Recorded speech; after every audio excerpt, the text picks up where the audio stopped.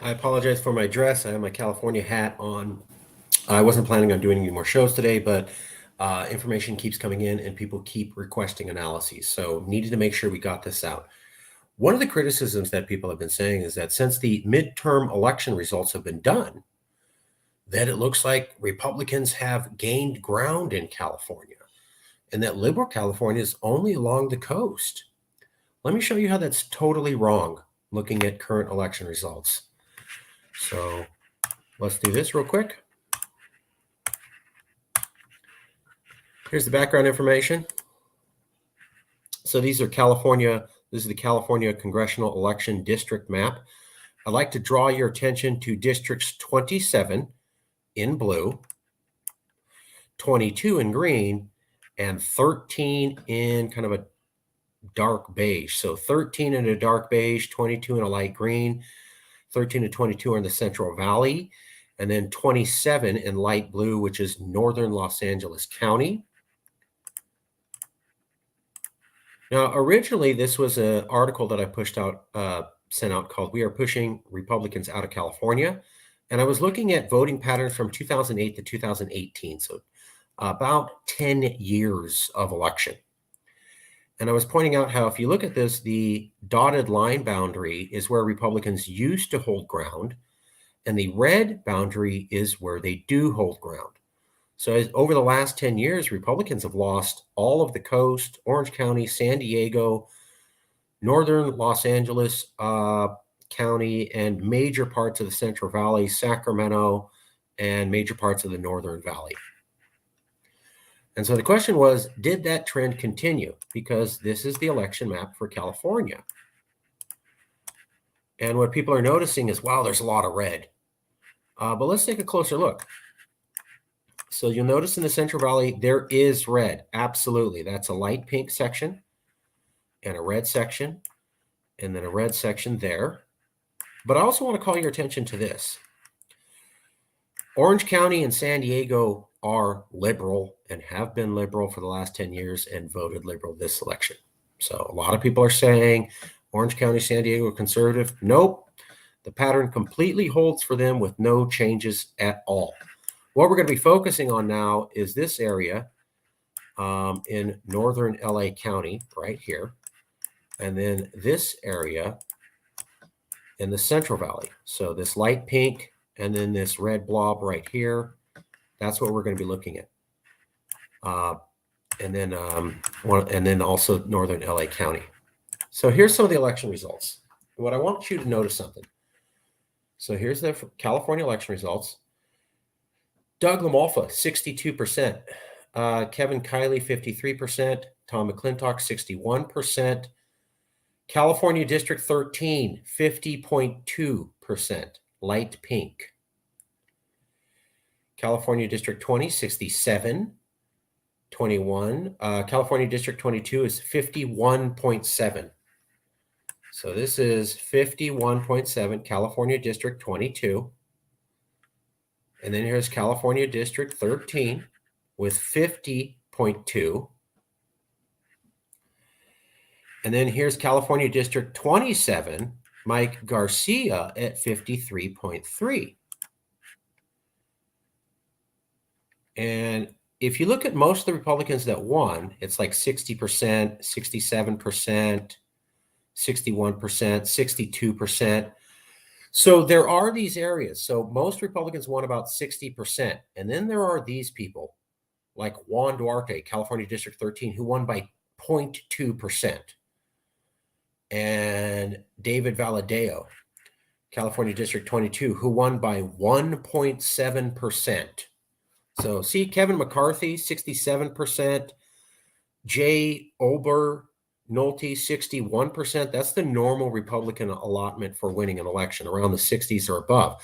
So David Valadeo squeaked by at 1.7%. And then let's take a look at CA District 27, Mike Garcia at 53.3%, about 3.3% winning. So you can start to see a pattern where a lot of the Republicans who won in California had 60%. And then there were a couple of Republicans who barely won. And that's the point. Let me show you this chart. So Republicans who won in California won by 60%. Republicans who won in liberal areas only won by a few percent or fractions of a percent. Let me show you exactly where those areas are.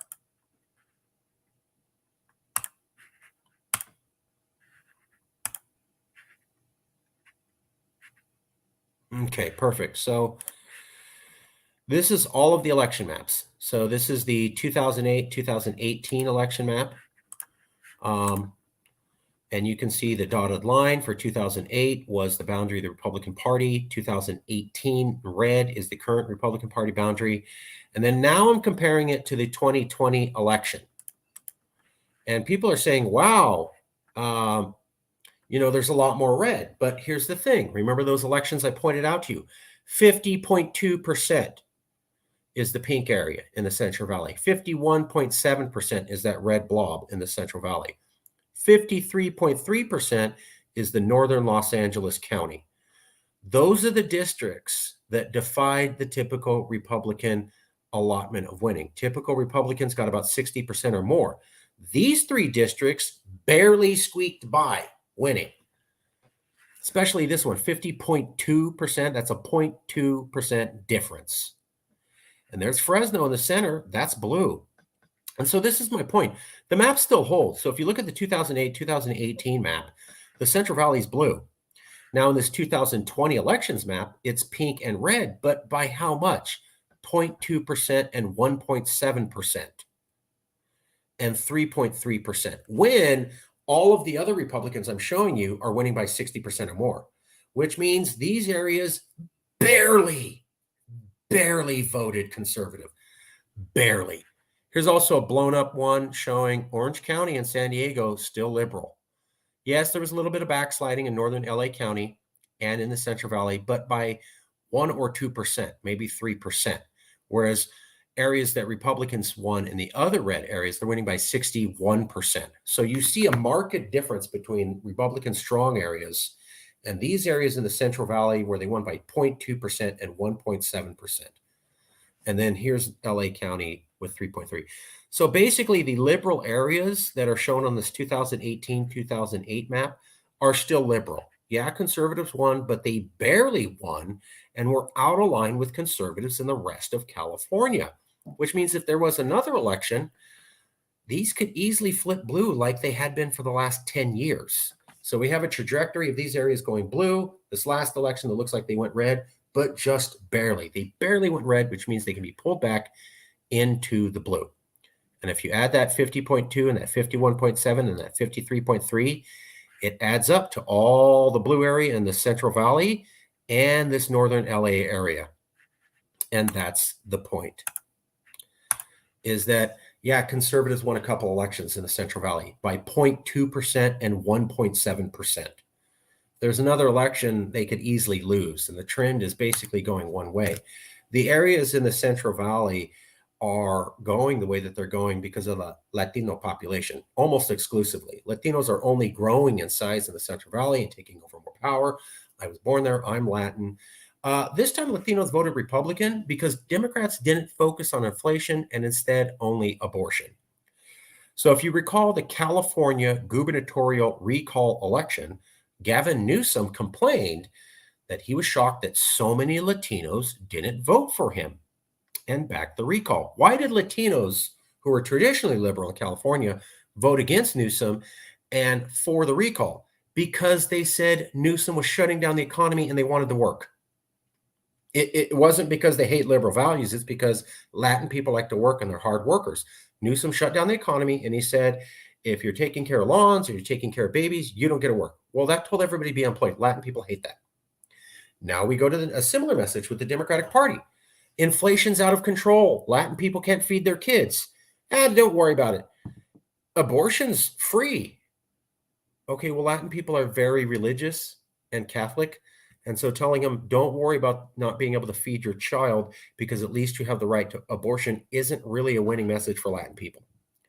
So my point here is very simple. If you just had some reasonable economic messaging, you would get that 0.2% and that 1.7%. You almost won them liberal. They've been going liberal for 10 years. You lost them by barely any percentage points now. And it's because your messaging on economics was bad. The messaging on economics during the recall election was bad. The messaging on economics during this 2022 midterms was bad.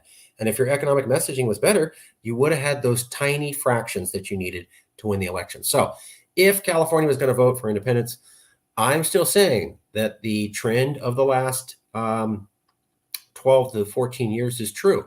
The Central Valley and Sacramento and the North Coast are liberal. Northern LA is liberal. Orange County is liberal. San Diego's liberal. That's the analysis. And we wanted to show you that with the midterms, it really doesn't change our picture of California. Super Trump-loving conservatives largely live exclusively in the mountains and not in any populated area. If you want to make an argument for Bakersfield City, sure. And that's the only place you could do that. The entire rest of the Central Valley and populated California, they're not in charge. They live in the mountains. Okay, wanted to make sure that was clear. Thank you so much, and we'll see you next time.